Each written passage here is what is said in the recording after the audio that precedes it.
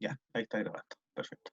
Les comentaba entonces que el control de lectura va a incluir los capítulos 3 y 4, me parece, o 4 y 5, no, 3 y 4, que son los que corresponden a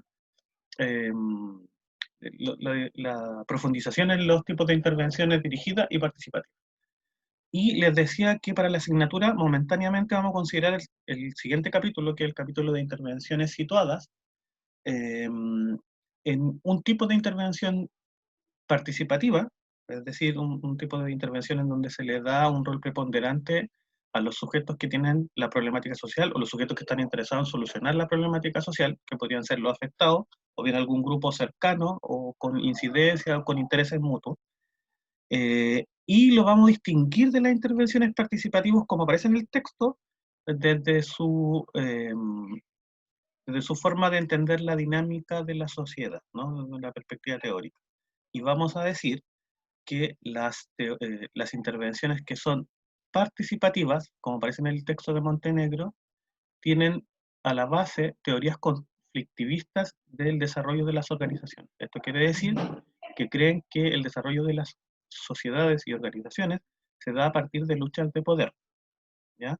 De grupos e intereses que están en disputa y entonces se entiende que la intervención está dirigida a grupos que estarían siendo afectados por estas estructuras sociales, mientras que las situadas o dirigidas van a tener una influencia desde el socioconstruccionismo, ¿ya?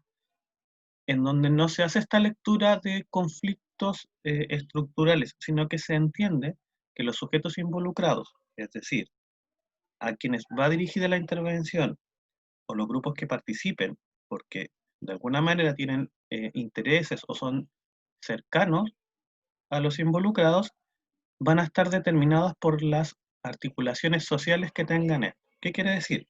Que la situación, o sea, la posición social que mantengan y que tengan que ver con las relaciones con los grupos afectados, va a determinar si sienten que es importante o no intervenir y las razones.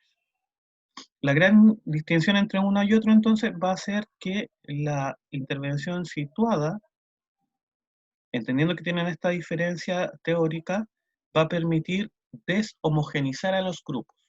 ¿Ya? Esta es la gran crítica que plantea Montenegro a la teoría tradicional participativa.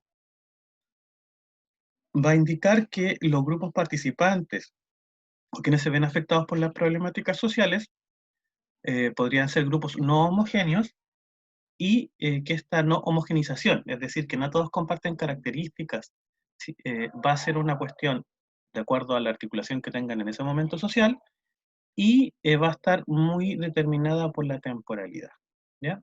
Abre un poquito más la discusión respecto a cómo entender la problemática social y a los involucrados o los afectados por la problemática social. ¿Ya?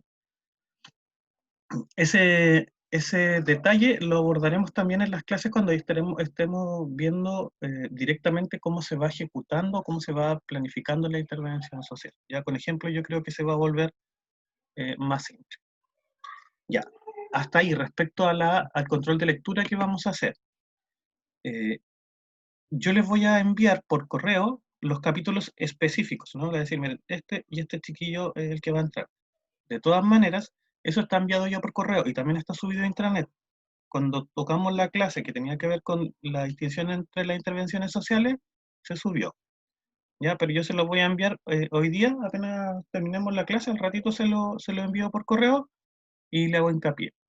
El control de lectura, o sea, los capítulos de Montenegro no son tan extensos, ¿ya? Sin embargo, para ayudarles para el control de lectura, yo me voy a centrar en evaluar justamente la caracterización de estos dos tipos de intervenciones. Y si bien es un control de lectura, es decir, se va a evaluar solo lo que está en el texto y nada más, les podría servir de ayuda las clases donde lo revisamos, que fue la clase anterior, y los PowerPoint que yo construyo respecto a eso, ¿no? Que eso es como un resumen, entonces les podría ayudar. Me interesa especialmente que le presten atención a reconocer los elementos nucleares de cada una de las formas de intervenir y también, en ese mismo sentido, que puedan reconocer la distinción entre uno y otro, ¿no? ¿Qué es lo que hace que una intervención sea participativa? ¿Qué es lo que hace que una intervención sea dirigida? cómo sabemos que esta intervención es de un tipo y no es de este otro, ¿ya? Lo interesante del texto, hay que pensar y situarnos también en el texto, está pensado en España, ¿ya? Pero Montenegro hace una revisión muy acuciosa de materiales sobre intervención, entonces tiene mucha información en su texto que podría ayudarnos a situarnos en torno a ejemplos de intervención, ¿ya? Eso yo creo que también va a ayudar mucho.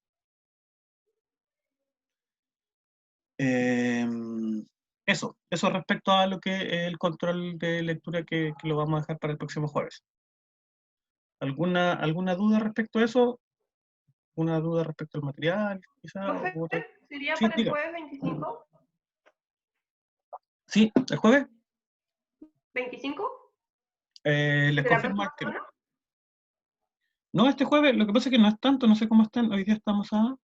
Ah, Ah, para el 18. usted me pregunta si es este jueves o el que viene. Sí. Ahí mire el... eh,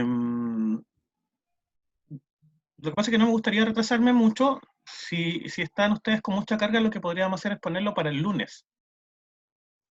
Eso quiere decir para el próximo lunes. Es decir, estamos a 22.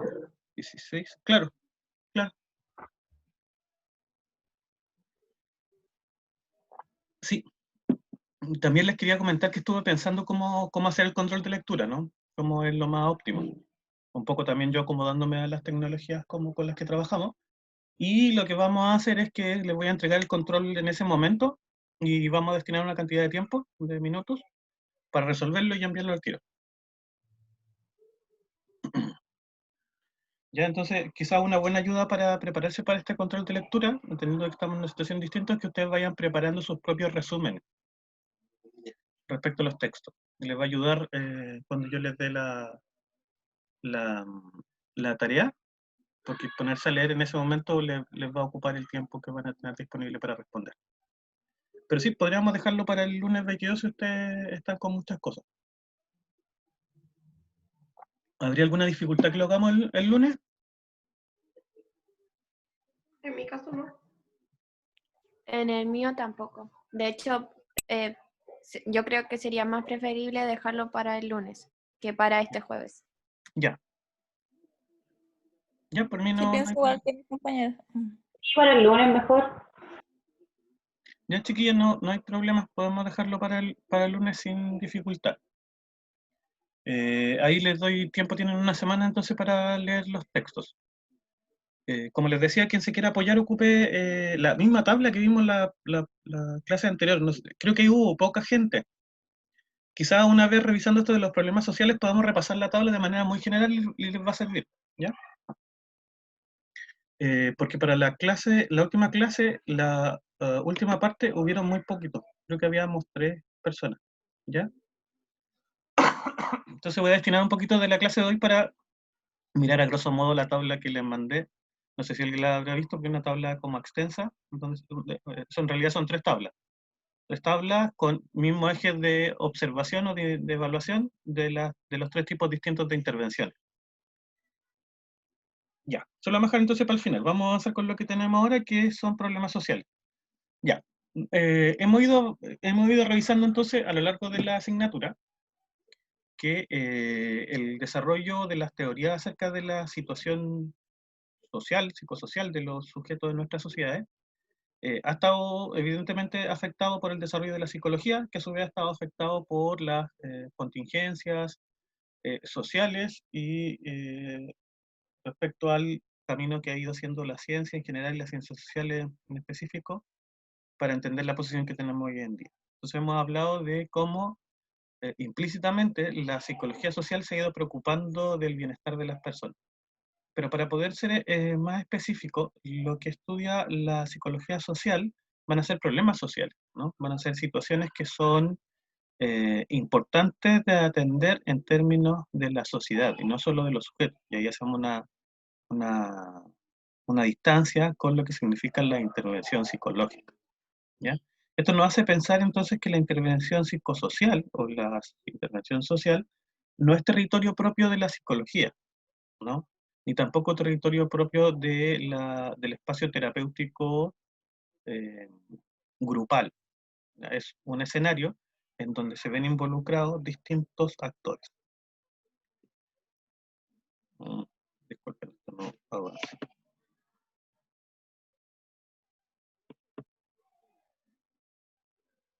Y ahí sí. Vamos a hacer una revisión, y al igual que la psicología social, el concepto de problemáticas sociales ha existido desde el inicio de la cuestión social o de los intereses por abordar la cuestión social. Es por eso que tanto la filosofía, la sociología y la psicología social, siendo la más joven de todas, se ha tratado de preocupar y de definir cuál es su campo de estudio. Aquí quiero hacer una revisión respecto a históricamente cómo se ha ido observando la problemática social. Y quiero hacer distinción en el primer punto cuando de alguna manera la patología social, la problemática social o cualquier similar era entendido como una situación externa y que no tenía, que la ciencia no tenía mucha incidencia. Durante ese periodo, muchas de las explicaciones que estaban dadas para las problemáticas sociales tenían que ver con los designios divinos, ¿no? Mucho periodo estuvo explicado así, lo cual de alguna manera venía a afectar el desarrollo de la ciencia en tanto que no se permitía el espacio para la intervención desde lo humano, ¿no? Hoy en día, por supuesto que las perspectivas que son de carácter más espiritual tienen cabida en las intervenciones psicosociales, pero mancomunadamente con la idea de que la intervención o de los cambios sociales pueden ser dirigidos desde las personas, instituciones o ciencias. Esa es la gran diferencia. La sociología se vio involucrada en esta dificultad y de hecho les costó mucho poder aunar criterios. Entonces también tenemos un periodo ahí en donde se decidió que no era viable hacer una definición operativa y que permitiera atenderlo desde la propia ciencia, ¿ya? Pero podemos empezar a mirar que en el año 41 empieza a surgir una serie de, entonces, de autores que empiezan a plantear algunas tentativas respecto a qué vamos a entender por problemática social. ¿Ya? Fuller y Mayer en el 40 ya hacen una definición que tiene que ver con una definición subjetiva de una condición objetiva. ¿Ya? Este es un primer acercamiento y claramente es una dimensión de la problemática social que está incluida hoy en día en la evaluación, en lo que entenderemos por problemática social. Se entiende que cuando yo decido indicar que hay alguna dificultad en un grupo social, estoy haciendo una evaluación subjetiva de una condición que debería poder ser observada por todos. ¿Mm? Este elemento queda en el historial, como en el currículum de la psicología social y se incluye hasta el día de hoy, como les decía. Por otro lado, y otro elemento y otra dimensión importante tiene que ver con reconocer que una problemática social es algo que no está correcto. Entonces de ahí se vuelve muy importante entender que cuando hablamos de problemática social, hablamos de lo que es correcto en la sociedad, ergo también estaríamos hablando de lo que moralmente es aceptable y de lo que en términos políticos en términos de cómo se organiza la sociedad, debe ser intervenido, ¿ya? Entonces ahí tenemos otra dimensión que también desde el año 76 se viene incluyendo, no son explicaciones que quedaron relegadas a su época y que no tuvieron mayor incidencia, sino que por el contrario en este sentido se fueron agregando. Y por otro lado ya el año 95 tenemos otra apreciación en donde se reconoce que esta discrepancia, ¿no? Esta diferencia, esto que no está correcto, es evaluado y aceptado por un grupo importante de la población, ¿ya? Lo que va definiendo lo que es la discrepancia moral. Y por último, en el 80, ahí tenemos una apreciación un poco más específica, en donde hace referencia, eh, especialmente en distinción con las demás, de que hay algo que se pueda intervenir bajo ciertas condiciones, ¿ya? Revisar este historial nos permite entender que una problemática social entonces no surge solo de la opinión de una persona, sino que debe ser respaldada por una serie de dimensiones que permiten entenderlo, ¿ya? Esta forma de entender las problemáticas sociales nos permite a nosotros como indagar y analizar fenómenos actuales, ¿no? Todas estas dimensiones que nos plantean, que son aceptadas hoy en día, nos permiten entender, por ejemplo, el fenómeno de la misma crisis sanitaria o la demanda social que había estado siendo expuesta desde hace más tiempo atrás, ¿no? Se van dando, en este mismo ejemplo, para entender la demanda social, por ejemplo, podríamos entender eh, que de alguna manera es una observación subjetiva de una situación que ocurría, ¿no? Vamos a poner de ejemplo, que en 10 minutos, pero vamos a que es una evaluación subjetiva que no todo el mundo tiene inicialmente, y la ciencia está como muy, la ciencia social está eh, muy duditativa respecto a la situación, pero esta evaluación surge a partir de una discrepancia respecto a lo que es correcto y lo que es incorrecto. Y posteriormente los actores involucrados entonces empiezan a tomar posiciones respecto al poder, ¿no? Y empiezan a entregar información respecto a esta situación que hace que se vuelva una problemática social atendida desde distintas dimensiones, ¿ya? Es importante entender que una problemática social vive un periodo de gestación, ¿no? Y ahí lo vamos a revisar, pero tiene un componente que es de un problema latente, o sea, disculpa, latente que se transforma en un problema patente, ¿no? Sufre un recorrido la problemática social y no es inmediato, salvo también algunas excepciones que pueden ser de muy brusco avance. Ya, aquí vamos a revisar un poquito lo que vamos a entender por problemática social, y esto nos permite, como esta explicación nos va a permitir entender todo el proceso de la intervención psicosocial, desde el periodo de diagnóstico, de evaluación y detección de la problemática social hasta el periodo donde, posterior a la intervención, se evalúa y se define si el estado en el que se encuentra este grupo social es el correcto o deseado, ¿ya? Si se fijan, este tipo de análisis nos permite incluir en nuestro paraguas de intervención los tres tipos de intervenciones que vamos a tomar para asignatura, ¿ya? Independientemente de cuál es la forma que se entienda que funciona la sociedad o cuál es la forma que se entienda que se debe apoyar estos grupos sociales, todas las problemáticas sociales que vamos a abordar van a tener estos mismos componentes, ¿ya? Por un lado, vamos a tener los factores para la comprensión de una problemática social, y con esto estos elementos lo que significan es que son factores que van a permitir distinguir y caracterizar a una problemática social en relación a otras, y por otro lado vamos a tener los componentes que constituyen una problemática social, que son los elementos que van a ser entonces la constitución de que esto sea un problema social y no una problemática individual o que no tenga una injerencia social, ¿ya? Vamos a revisar entonces los elementos estructurales, ya que es lo primero que me interesa. Y vamos a ir desde acá, desde la distinción social, en el sentido de la aguja del reloj. Por un lado, yo les mencionaba que un problema social se distingue de una demanda de apoyo individual, ¿ya? Esto, ¿cómo lo entendemos entonces? Que una problemática social lo que va a afectar son los fines y los valores sociales, ¿no?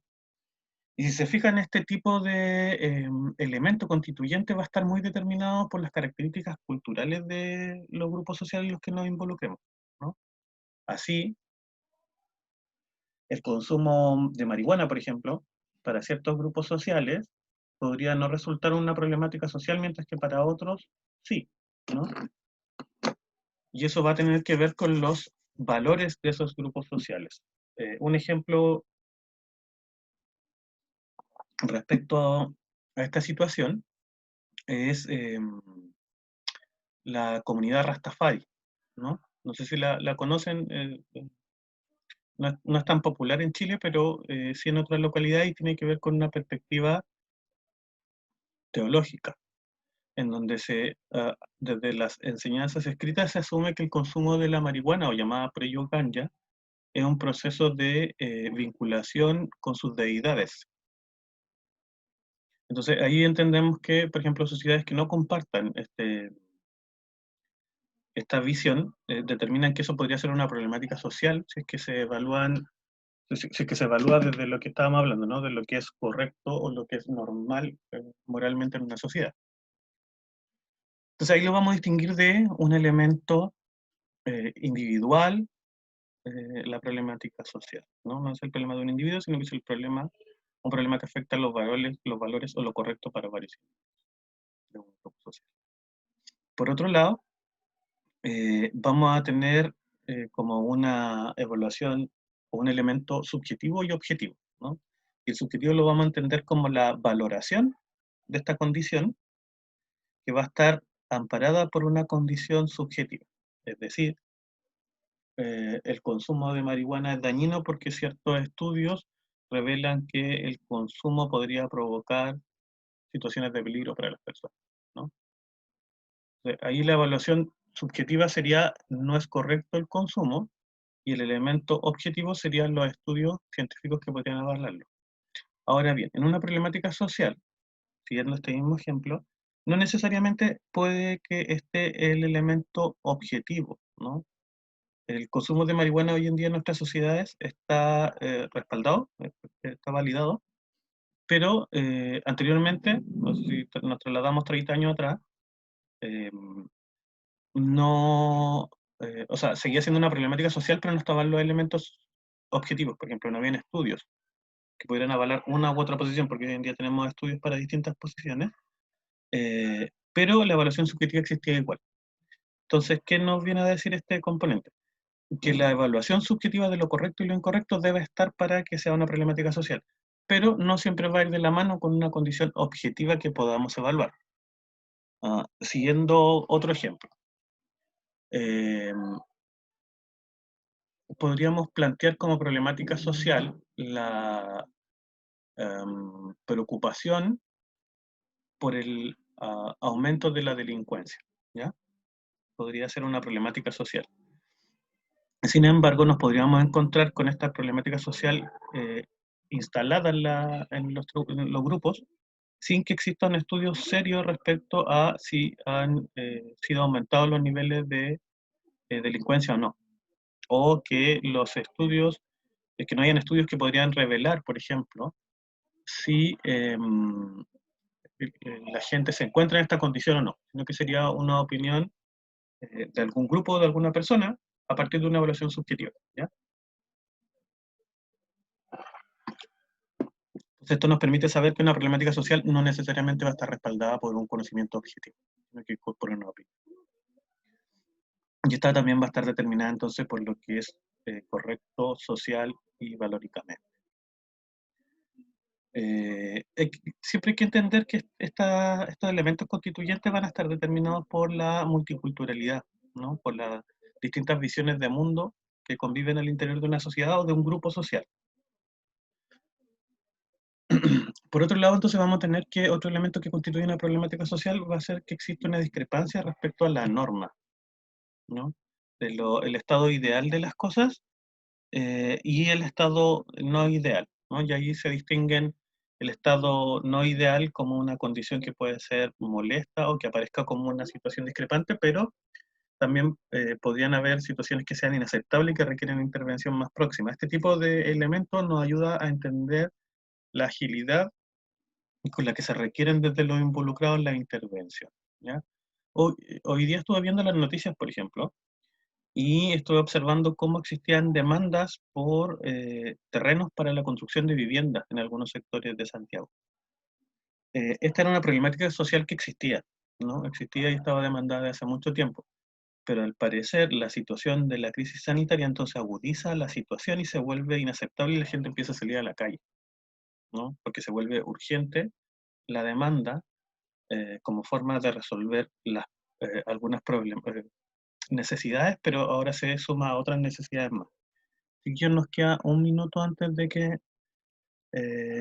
iniciemos la nueva reunión, ¿ya? Voy a cerrar esta y voy inmediatamente a abrir la otra, ¿ya? Porque hoy día, como vamos a tener clases de 1 hora nomás, vamos a hacer de corrido sin el break.